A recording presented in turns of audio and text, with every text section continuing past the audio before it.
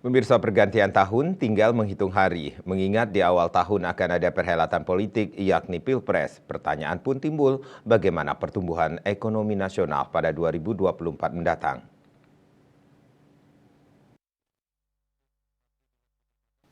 Menteri Keuangan Sri Mulyani Indrawati mengaku optimis pertumbuhan ekonomi nasional pada 2024 masih bisa terjaga di atas 5%. Ia menjelaskan beberapa faktor yang mendukung optimisme tersebut, salah satunya prediksi lembaga internasional yang menyebutkan tahun 2023 menjadi tahun yang cukup gelap bagi ekonomi sejumlah negara besar akibat kenaikan suku bunga tidak sepenuhnya terjadi. Meski begitu, ia mengingatkan pemerintah tetap waspada menghadapi berbagai dinamika yang terjadi di level global. Pemerintah juga berupaya untuk menjaga permintaan domestik karena konsumsi kelompok menengah ke bawah sangat besar. Untuk itu, pemerintah terus berusaha untuk menjaga inflasi dan kenaikan harga pangan.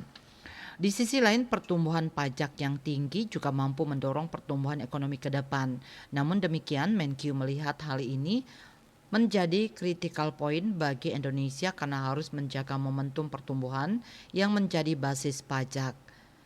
Menkyu mengungkapkan pertumbuhan ekonomi yang tinggi dan sustainable juga harus dipacu dengan produktivitas melalui perbaikan infrastruktur dan kualitas sumber daya manusia SDM Indonesia.